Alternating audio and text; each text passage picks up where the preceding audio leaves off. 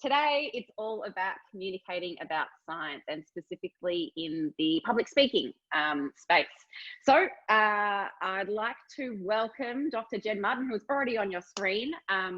As a bit of an introduction, I will do your little bio, Jen, just to make sure everyone knows who you are. But to be honest, I think a lot of our audience probably do already know who you are.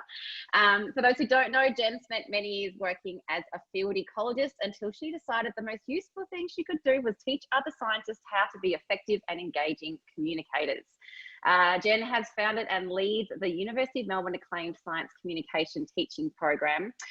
She also talks science each week on 3RRR, writes a variety of publications, MCs events.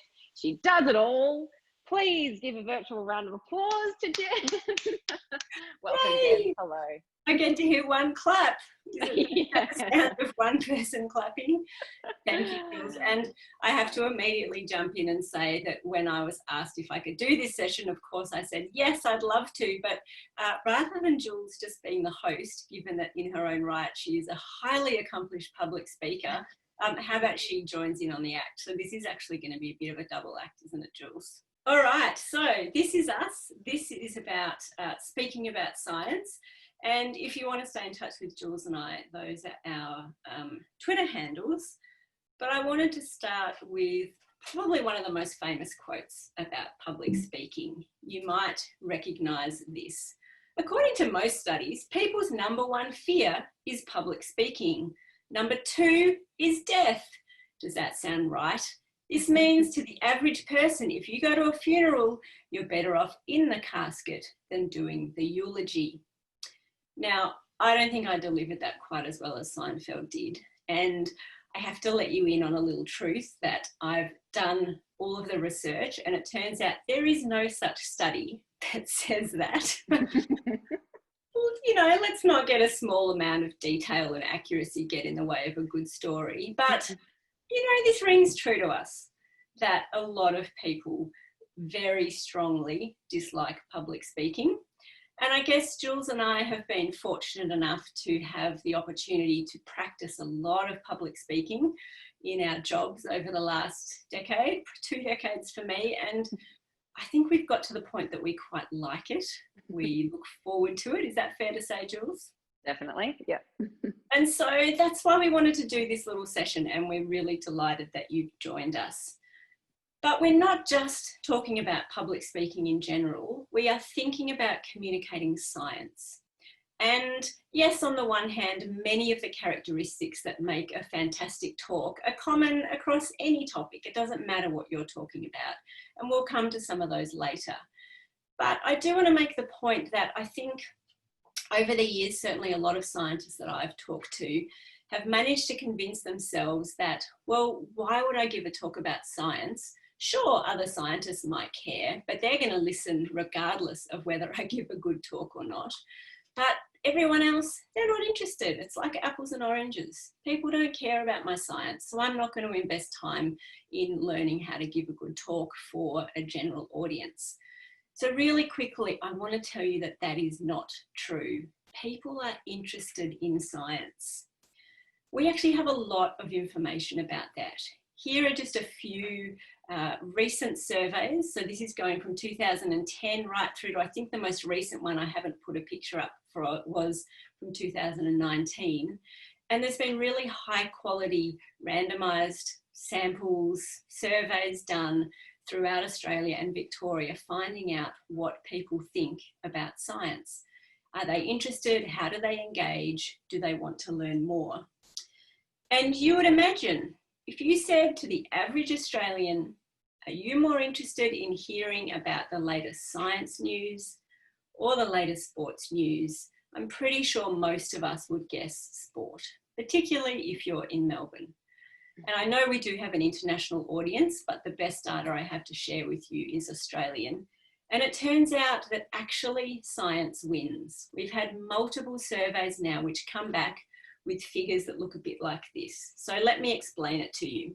We have percentage here across the bottom, where our dark blue is where someone says they're very interested, and our lighter blue is moderately interested, and this mustardy colour not interested at all. Down the left, we have a whole lot of different topics. And have a look at this. If you ask people, they're more interested in health, medical discoveries, environmental issues, crime behaviour, new scientific discoveries, new inventions. All of these come ahead of sports news. Pretty cool. Now you might say, yeah, but that's a very distinct particular topic or particular types of science. And it's true. But as scientists, we can't get away with just saying people aren't interested. Another survey, different colours, but you get the idea. Again, the darkest colour on the left is the most interested. And again, sport comes below a whole lot of these. So we could talk about this for hours. I happily could. We don't have time, but the thing to know is that people care, and we owe it to people who, many of them are paying for the research that we do. If you're a researcher, a lot of research is funded by the taxpayer. We owe it to them to share our science in a way that they can understand. So I think we have to all put effort into becoming good public speakers. So yes, you might feel like public speaking is difficult. It might make you very nervous, but there's a simple way to get better, and it's as simple as practicing. That's why Jules and I now feel relatively comfortable doing it, just because we've done a lot of it. So if you commit to practicing, you're going to get to that point as well. So I'm handing over to my lovely co-host here, Jules, and she's going to take you through some public speaking myths, and then I'm going to end with some public speaking tips. So Jules, myth number 1. Perfect. Okay, and please jump in at any point too, because I find a discussion is always much more exciting than a monologue in my experience. But we'll go with number 1. So people are born with great speakers. And really this flows in really well from Jen's main point just before, in that a big part of being a good public speaker is simply the practice. I do hear this a lot from the students that I talk to, saying that, well, they're good because that's just what they do and that's just their thing. When in actual fact, any good speakers that you see talking, that reason why they're great at what they do is simply that they practice so much. There's just something about public speaking where maybe people have done it a couple of times and it is really scary the first couple of times, and so they stop doing it, and each time they think about doing it again, that stress comes up, and so they maybe don't practice again, and they don't practice again until they have to do it, and it once again is just a little bit nerve-wracking because they haven't had that practice along the way. So in thinking about that, it's just good to remember that in any skill, whatever you're starting to learn, it takes time. Playing golf, going fishing. I don't know how to fish. I mean, I know what it looks like on TV, but if someone gave me a rod, I don't think I'd have any clue what to do. And it's exactly the same with public speaking. So next time you see someone speak and you go, wow, they're great, it's not about that's great because they just are inherently good at what they do. It's simply that they've had a lot of practice along the way. There's a great Mark Twain quote, Jules, that I like to share with my students, and I'm sure I won't get the wording exactly right off the top of my head, but essentially he says, it takes at least 3 days to prepare a good ad-lib speech. I.e., you know, you think someone is just super confident and capable and they're just getting up and ad-libbing. You don't know how long they've been practicing. You don't know how many years they've been talking about this topic. It's so easy to think you are somehow different, and you're not at all. You might just not have had as much opportunity to practice yet. Yeah, absolutely. And the more relaxed someone is, the more practice they probably have had along the way. All right. So number two, it's bad to be nervous. So I think nerves often put a lot of people off, thinking that if they are nervous, then that means that they're not good enough to do a speech, or that this means that they're not going to do a good job. But really, honestly, everyone gets nervous. I still get really nervous every time I've hosted these mid-afternoon masterclasses. I get a little bit nervous just before I do my power pose. I try and calm down. But I've just gotten used to dealing with it and knowing what I have to do to channel those nerves into something more useful, building on those to build the energy for a presentation. So it's really just about understanding that if you are nervous, that's totally fine. And the best speakers, the best actors in the world all talk about how nervous they still get, but it's just learning how to deal with them and refocusing into something like some good energy to build on when you do those presentations. And Jules, I'd say not only is it totally fine to be nervous, but actually it's essential to be nervous. If That's you're true. not nervous, it means you don't care about the outcome, in which case, why are you doing it? So being nervous means that you actually care and you're invested in it and you want to do a good job. So we interview a lot of scientists on Einstein A Go-Go on 3RRR on Sundays. And the ones who come in saying, oh, I'm actually pretty nervous, I haven't done this very often, versus the ones who come in kind of going, oh, I've done heaps of radio, I'll be fine. Who do you imagine are the ones who actually end up doing the best interviews and we keep on the radio for much longer? It's the ones who are nervous because they care. They really want to do a good job. So be nervous, please. Be nervous. Yeah, I know. Be worried if you're not nervous. Exactly. Okay, number 3, you need to know everything about the topic to do a talk on it. Now, this, once again, it's something that a lot of people say, and I don't know whether this is in the list at the start, Jen, but it's something that if you don't, people worry about doing a speech if, you know, they might not know everything or they might not be able to answer every single question. But I think it's always good to come back to reminding yourself about the fact that you were asked to do a speech. And there's a reason for that. And this really does come to, I think, that imposter syndrome concept that I don't know whether many people have heard about, but it's, I guess, that sense of people doubting their talents or accomplishments and thinking that maybe that they're a fraud, or, you know, they're going to be exposed as a fraud or something. But I think it's about trying to come up against that and have some confidence that you're there on stage for a reason. And I think even if you are doing a speech, say, to a group of scientists, say, that maybe have been in the field for a lot longer than you, that's no need to worry as well, because at any time that you're doing a speech, it's good to remember that you are always going to know something more on the topic than your audience. And the reason for that is your unique perspective is what you can bring. So people might have been in the field that you're talking about for many, many years, longer than you have, but they don't have the life experience that you have and the unique set of skills that you do. And so that's how you can bring something new and different to any sort of speech that you do. And no one knows everything about anything. Well, that's true as well. Absolutely. That's very hard to do. All right, number 4, you need a script and memorize. You need to script and memorize your speech. Now, I'm very much not a fan of scripting or particularly memorizing the speeches, because I think a really important thing about a speech is connecting with your audience. And when you have memorized your speech and you've got every single word in your head and you know what you're going to say next, that means that you're in your head and you're not on stage or in front of a laptop talking to people on a webinar, and you're not trying to think about how best to explain your point in the moment. So I think it's really good to, yes, you need to prepare, absolutely. Have a good idea about what you want to say, but then really bring it down to some dot points about what is the most important things that you want to get across, and then really try and be in the moment when you're doing your speech, to connect with your audience and to adapt what you're going to say to what happens during that time. I think whenever I explain this, I think it's good to remember, say, we've probably all done it, where you say a joke, like, and it's one of those moments in your life where it's like the funniest thing that everyone has ever heard, and you say the joke and everyone is laughing and you're like, oh my God, that was awesome. And then you remember it, and then maybe a few weeks later you're like, oh, here's my moment again. I'll say that joke again, but it usually falls flat. And I think because you've memorized the joke, you know what the joke is going to be, but it usually doesn't go as well because you're not in the moment and it's not a culmination of sort of you and the audience at that time.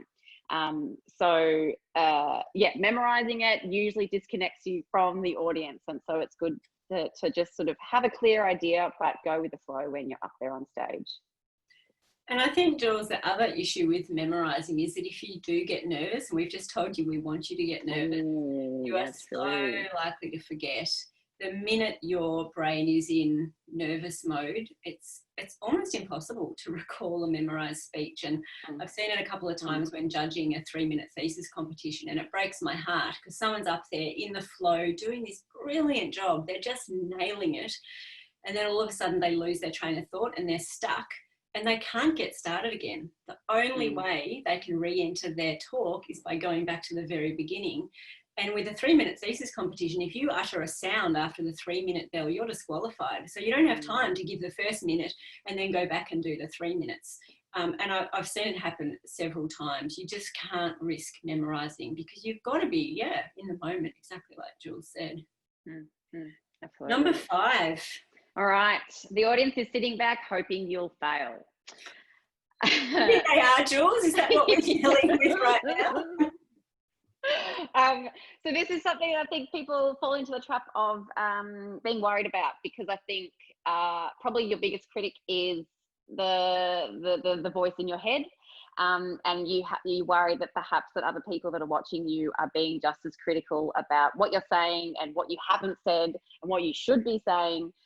When actual fact, the audience is sitting back hoping you'll do a good job. I'll go back to jokes and comedians.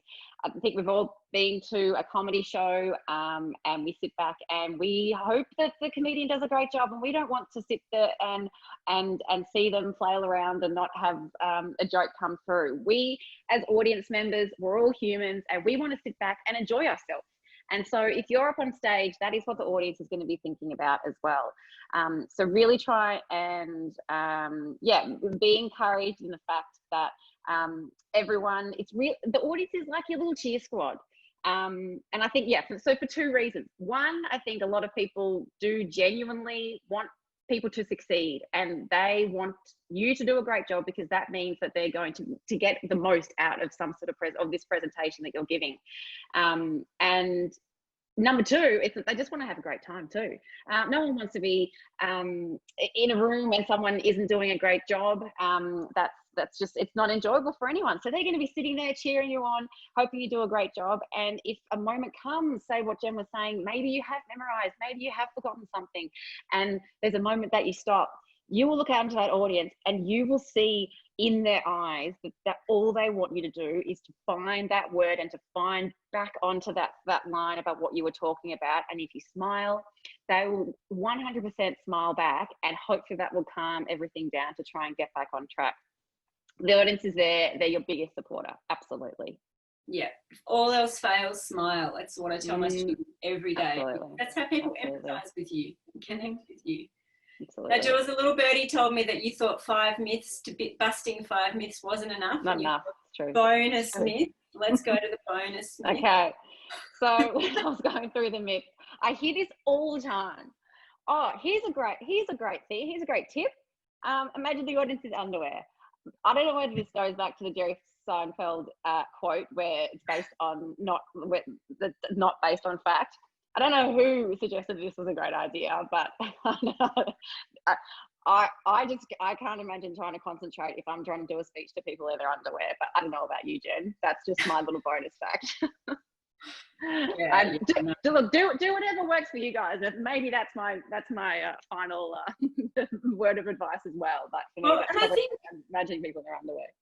I think that advice came from the idea of not being intimidated by your audience. And I think something that people find really intimidating is the advice, which if I had been able to give you 10 tips, I would have included, and that is about making eye contact with your audience. Yeah. But envisaging people in that underwear is not going to be helpful. What is helpful is that you can potentially, fixate on somebody's nose or just here on their forehead, and it still looks like you're making eye contact with them if you find making direct eye contact too threatening. But yeah, I'm not sure. Well, I guess it does go back to that number 5 then, where if you as a speaker you're worried that the audience is being really critical of you, then imagine them in the underwear, I guess. So maybe that would be less critical. I don't know. So maybe just combine them both somehow. Yeah, shall we move off from underwear? Let's move on from underwear. Yeah, we've done that. We've done underwear. All right, I'm now going to go through 5 tips, and really getting it down to 5 was almost impossible. There's lots else we could say, but I'm sure some of it will come out in the Q&A. And even though I can't see the Q&A box while I'm sharing slides, I can see there are questions coming in. Yeah. So let me do my tips so that we've got plenty of time for questions. I will, Jen, before you do go on, I will just quickly mention, because I realised it's something I didn't say right at the start. So everyone, there is the ability for everyone to like a question. So if you open up the question box and you see a question that you also would love to have the answer of, just click a like, and that's going to help Jen and I to choose which questions to answer once we're done. So please, sorry. Awesome. So my number 1 tip is to start your talk with something relevant. Many of you will have heard the idea of having a hook. The analogy being that if you go out fishing with a line with nothing on the end of it, you're probably not going to catch many fish. If you go out fishing with a hook and some bait on the end, the fish are all going to swarm around you because they're so captivated. We have to start talks that way. And one of the worst things we see with scientific talks in particular, so let's think now of a scientific conference, is you've got a slide behind you that has your name and the title of your talk. The chair of the session says, "This is Jen Martin from the University of Melbourne talking about X." Then I stand there and say, "Hi, I'm Jen Martin from the University of Melbourne and the title of my talk is X." And it's like, you don't need to have the same thing 3 times. That's a sure way for people to lose interest. So we have to start with something relevant and interesting to ensure that the audience in front of us does not start planning what to cook for dinner, doesn't start daydreaming, doesn't pull out that ever alluring phone in their pocket and, you know, do whatever they want to do. So you have to earn an audience's attention. It's not enough just to think they'll listen because you're there. And you have to think about what is going to be relevant and interesting to them. So maybe it's a little anecdote. Maybe it's a striking statistic. Maybe it's a little, I don't know, some story that you want to tell. Maybe behind you, if you're using slides, you have some fascinating picture. But something to convince people to stop and pay attention to you and listen. The only comment I would make beyond that is be careful with jokes, because what may seem like the perfect joke for you, unless you get it absolutely right for your audience, may fall flat, and that's not a great way to start a talk. Unless maybe you're Jerry Seinfeld, and it might be okay. Yeah, well, yeah, it might be okay. So make it relevant to your audience. I'm going to stick with the audience idea, and I think probably most of you have heard this maxim of know your audience. It's what everyone gets told when they do any sort of science communication training. And of course, I agree that we have to know our audience. We have to do our homework. We have to do the best we can to find out who's in the audience, why they're there, how we can best, you know, serve their time well. But I think it's not just knowing them, it's caring about them and respecting them, respecting their time, caring enough to have thought about, well, what language is going to be appropriate to use for this audience? Is this term likely to be jargon for them, or isn't it?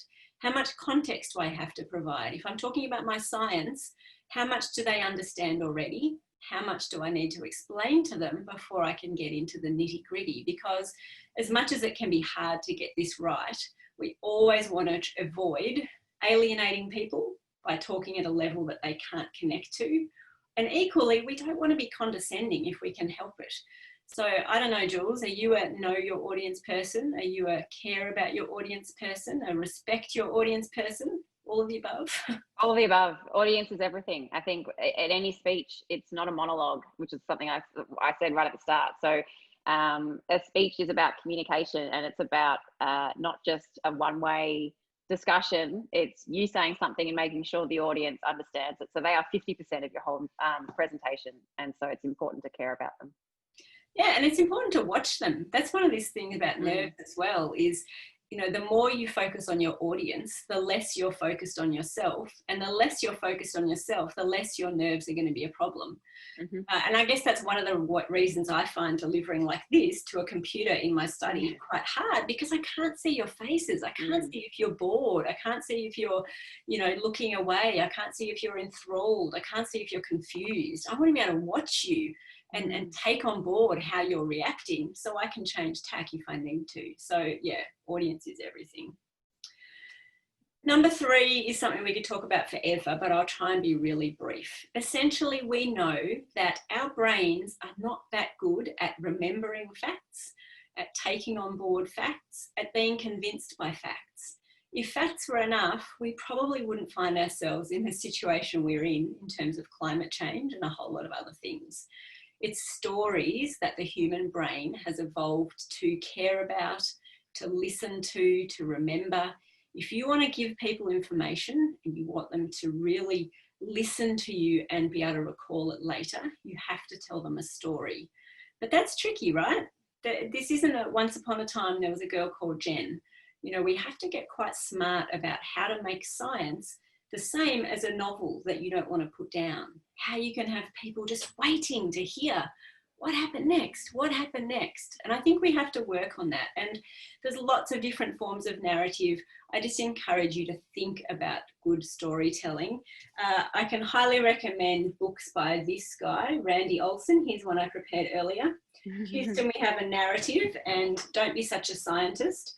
Randy was a tenured professor in marine biology who decided he wasn't making any impact in the world and decided to go to film school in Hollywood so that he could try and communicate more effectively. And I've done a couple of short courses with him. He's written some really good things about narrative. So if you're interested in becoming a better storyteller, highly recommend. Shall I jump ahead, Jules? Jump ahead. Yep, completely agree with everything. Number 4, if you're using slides, and of course you don't have to, I give lots of talks to primary schools and all sorts of places where I don't use any slides, I just talk. But if you are using slides, just be very clear that we don't want death by PowerPoint. If you don't know what I mean by that, just Google death by PowerPoint and get ready for some fun videos. Essentially, our slides need to be as minimalistic as possible because you want people to focus on what you're saying.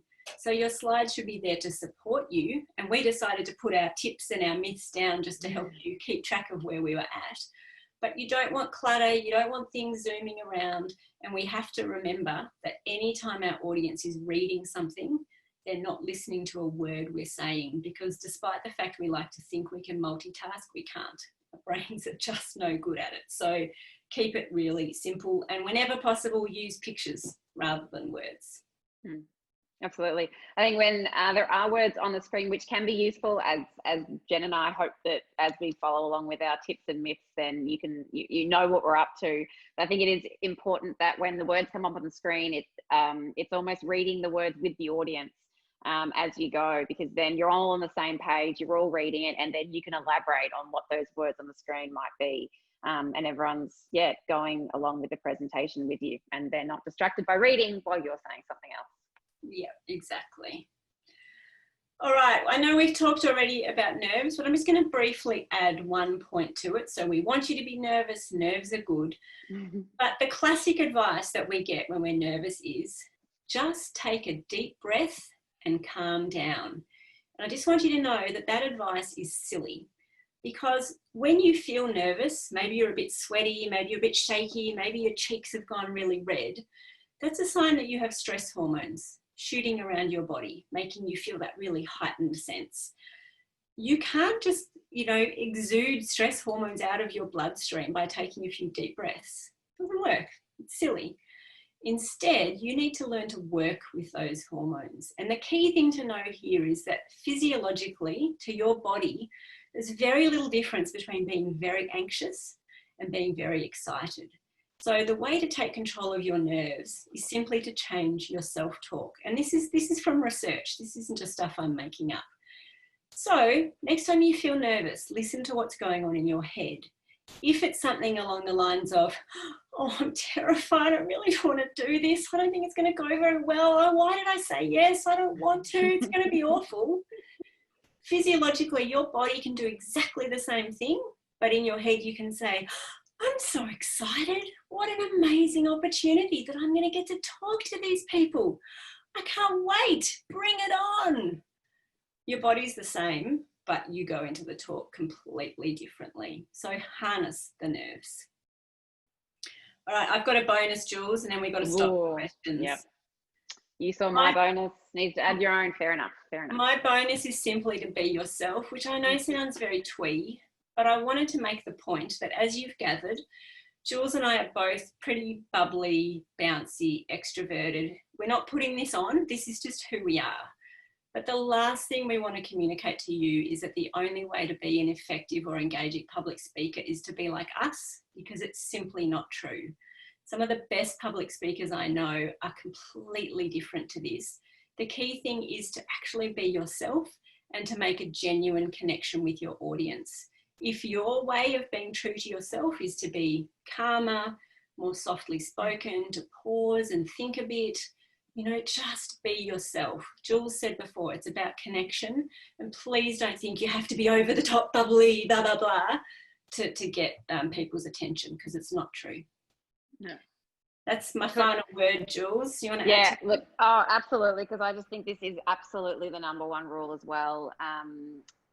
The doing a speech and being passionate, being knowledgeable of what you're talking about, being passionate about what you're talking about, and being genuinely yourself is far and away better than any other presentation that might be, I don't know, someone that has done it for a long time but is simply just following a script and saying something that they don't know. And I think we all inherently have a sense of when someone is truly speaking about something that they're passionate about. There is a different vibe in the room, and it doesn't matter how loud they're speaking, how, as Jen said, if they're extroverted or introverted, it doesn't matter what type of person they are. If they're being true to themselves and they're talking about something that they are interested and passionate about, the audience stops and listens, and that's a good talk. Yeah, and I think it's energy, right? It's just putting energy into your talk, but that doesn't have to be extroverted energy. It can be really quiet, deep enthusiasm and passion that's not over the top at all, but the audience still knows you're bringing energy to them. Absolutely. So important. All right, shall I cut these slides? All right, yeah, let's get on some questions. Okay, thank you so much, everyone. So we've got lots of questions in already and lots of likings. This is really, really good for us to know what you're all hoping to find out about. This is our connection from the audience we're all talking about. So Jen, we'll just go to the top, which has got 17 likes, which is sure. Great. I think it's a great one too. So how do you get over the ums and ahs? Any tips? Awesome question. And the first thing is not to be stressed about ums and ahs, because it's entirely normal. The thing to know is that you are using ums and ahs because you feel uncomfortable about having little breaks of silence. But you need little breaks of silence to think. It's actually essential. And if you don't leave those little breaks, people can't keep up with you. So it's fine, but the problem is that you've convinced yourself that it's not okay to have silence. So you've got into the habit of using ums and ahs. Once you recognize that you don't have to fill the space with anything else, you can be quiet for brief periods. You just have to train yourself to recognize you're using them. And trust me, you can train yourself out of it. It's not as hard as you think. The best way to recognize that you're doing it and when you're doing it is to give lots of talks, so practice, and to video yourself or to get someone to video you to do it and listen back and become aware of when you're using and ah to fall back on. And as soon as you have that increased awareness, you will catch yourself doing it. And when you combine that catching yourself doing it with a sense of, I don't have to rush, I don't have to fill every second, it's okay to pause, my audience is fine to catch up on that, it becomes easier. And I know I'm making it sound easy, but I've watched students, hundreds, in fact, thousands of students I've watched over the course of a 12-week semester with us stop using and ah. It's not that it's not as hard as you think once you become aware of it. So well said, Jen. Absolutely. Absolutely, it's about awareness. And I think everyone's got its ums and ahs, and other people have other filler words. There's lots of different ones, so it's just fun. And we all have the word. We all have a few words that we go to. Our brain is very smart, and we don't even know that it's doing it, but it's filling the gap with something. So it's finding out what your filler word is, and just allowing yourself to know that pausing is absolutely fine. And to be honest, pausing creates intrigue and suspense, and it's actually a really fantastic part of a presentation. So if you allow yourself, you realize that there's actually a lot of bonuses to not having ums and ahs and having to fill the space. Fantastic. Okay, next question, Peter Long. People often say that you need to bring personal anecdotes or stories to a great speech. This seemed, and this is something you did speak about, Jen. So this seemed a little out of place when presenting hard science. Thoughts, agree, disagree, how to reconcile this? So we might have spoken about it a little bit, but maybe we can talk a little bit more. Yeah, look, I totally agree. And I understand why you feel the conflict, because as scientists, we believe our job is to get up there and be completely, fact-driven. All we're sharing is the facts, and there's no room for anything else. But just think about what I said about the hook. Unless you have an audience that's deeply, deeply invested in what you're saying, they're probably not going to listen to you if all you do is present the hard science. You have to convince them to be interested. And fundamentally, we are all more interested in humans and human stories than pretty much anything else. So I completely agree, you want to have some form of anecdote, and ideally that works as your hook. Can you tell people why you're doing this research? Can you tell people about somebody that you've worked with? I mean, there are so many different anecdotes. And I think, again, it's just about creating a personal connection. I'd be interested to see how many times Jules and I shared personal stories in the last 45 minutes, and if it would have been less interesting, assuming it was hopefully somewhat interesting, if we took them all out. Because I think, we connect with people about being human. And often it's about sharing problems, mistakes, flaws, failures. That's when people really listen. So I don't think giving an accurate professional science talk in any way negates the necessity, I guess, of sharing something personal. No, it doesn't mean you always have to. Maybe it's not appropriate, but more often than not it is. Absolutely. A good presentation is all about connection, and that happens from human to human. Yeah. And that, as you said, Jen, it's great science is done by great humans, and I think it's just involving that in the speech that you do. Yeah. Okay, so Stephanie's got a question. It's got a lot of likes, and so I'd love to know any follow-up from Steph. But her question is, I have to present a webinar session in a few weeks. Any tips for making this as engaging as presenting in person? So I think there's a few basic things to think about. Things like, have you got good lighting? How are you going to set yourself up? Can people still see your hand gestures? Training yourself to look into the webcam. So I don't know if anyone's noticed, but I'm actually not looking at my face or Jules's face at all. I'm looking straight down the barrel of my webcam, because I know that means for you that it feels like I'm making eye contact with you, even though I know I can't directly. So there are definitely kind of practical things like that you can do to improve it. Beyond that, I'd just be really aware that the sort of presentation that we're doing right now, I think takes double the energy of an in-person presentation, because you just have to kind of be brave and hope that people are with you, that they're on your side, that they're smiling at you. I guess as an extrovert, I get my energy from the audience. I don't leave a talk feeling, an in-person talk, I don't leave an in-person talk feeling drained. I leave an in-person talk ready to run a marathon. I just feel awesome. I don't leave an online presentation feeling awesome. I leave a presentation like this feeling really exhausted. So just be prepared to give a huge amount of energy, and just try to imagine that down that little circle of your webcam, there are actually human beings who care and who want to listen, and who you need to still try and connect with. But be easy on yourself. Don't have super high expectations, because I think we're all learning, but it's hard.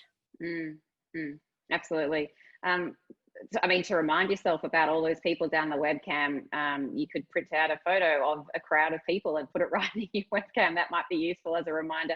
I guess, Steph, it is thinking about, what it is that you're most challenged by, which I'd love to know the follow-up or the answer to that follow-up question. But, and I guess it's trying to pinpoint sort of that. But in terms of, you said, making as engaging, presenting as in person, I keep thinking about the different ways that you would engage people in person as well, and that would be trying to involve them as much as possible. And so hopefully you found that maybe doing the poll just right at the start, you felt a little bit more engaged, writing where you're from, trying to give the audience things to do, having variety in your presentation, all those things that are useful things to do in an in-person presentation are just as useful in this. It's probably more useful, really, not only for the audience to be interested, but for you just to have some sort of interaction is really quite, yeah, it is really helpful as well. And if you've got time, I mean, I sort of was thinking in my mind, you were giving kind of a classic research talk. If it's a webinar in the sense of a longer time period, use the breakout rooms, send people in rooms, get them to do activities, get them to come back and report in the chat. Just try and avoid having people sitting passively watching for long periods. So obviously it just depends what sort of talk it is. Absolutely. And probably a final bit of advice too would be to go to as many webinars over the next couple of weeks as well, and be an audience member and be a test to yourself, and be a part of a webinar and finish it, and be a bit, sort of have a bit of critical thinking about, okay, well, what part was I really engaged in? What part wasn't I engaged in, and why? And just try and really dissect that for yourself, because then when you start to present it, you can sort of put yourself in the audience's shoes even more to give them a better presentation. Yeah. Awesome. Thanks, Steph. Okay, Jade. Oh, yep, Jade. We're starting with a quote. I like this question already. Dr. Seuss said, the writer who breathes more words than he needs is making, I'll say he or she, is making a chore for the reader who reads. How do academics from an academic mindset, usually lofty, convoluted, and condescending to the general public? Okay, maybe, well, maybe it's debatable. So yeah, how do academics from an academic mindset, I guess, communicate to a layperson mindset? Love the question, Jade. Come and do my subject, because I'll get you out of that quick smart, but no, if that's not possible. The thing to be aware of is, there's lots of things I could say here, but my top advice would be, if you're used to preparing a talk by writing a script, or at least writing stuff down, you are immediately getting your brain into the mode of preparing a talk as a written document. And if you've been trained to write like an academic scientist, you're immediately going to formulate sentences that sound like written words. You're going to start sentences with however or yet. You know, you're going to incorporate all of these things that do not belong in writing. So if you need to have a script, and I know we've said please don't have a script, but if you need to have some notes in front of you, please talk your speech, your talk first, record it on your phone, and then transcribe it, and use that as your initial basis for preparing your talk. Because you'll find that unless you picture yourself having a conversation with somebody who is exactly in your field and you're used to speaking in very kind of high power ways, you don't actually talk that way. You probably don't sound like an academic when you speak. So either actually, sit down with a friend, I know socially distanced now, or imagine that you're going to the pub or a cafe with a friend who doesn't know about your research, explain it to them, record it, and use that as your kind of first draft, because the way we speak is very different to the way we write. And I would recommend also training yourself out of writing that way, if at all possible too, because the sort of convoluted writing that you're talking about is not the way any scientist should write. The point of writing or speaking is to clearly get across a message, and using convoluted, wafty, long-winded writing is not the best way to do that either. No, absolutely. It's very easy to fall into that trap, I think, if you're for academics that do a lot of writing for journals and write papers, and if they're sitting in the same spot using the same computer and their body's in the same physical place, and they're trying to write a speech, it's sort of easy to fall into the trap. And I think a lot of people do it, where they write a speech and it sounds like it's been written.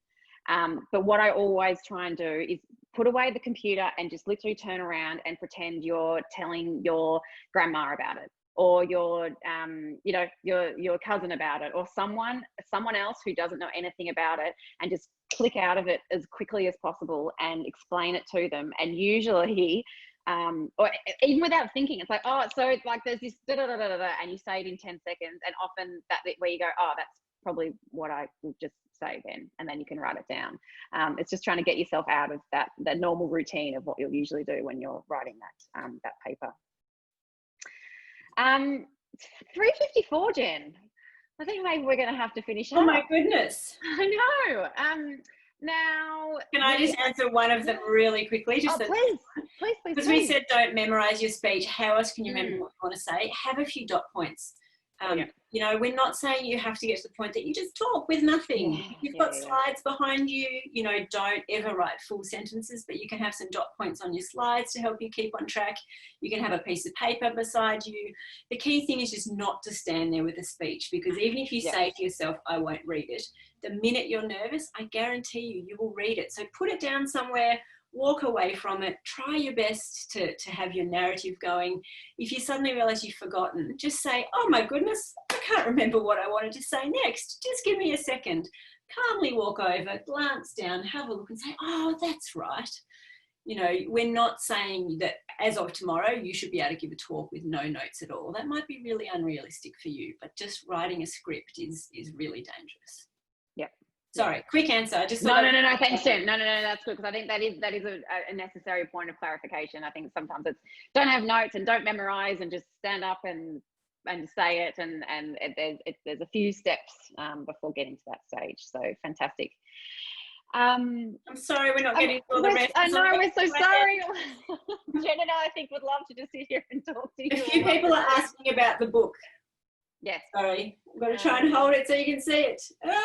Maybe we can write it in the, maybe while I just finish up, do you want to maybe write the title and the, there we are, very good. His name is Randy Olson. He's got quite a few different books, but this is a good place to start. He's got a couple of good talks.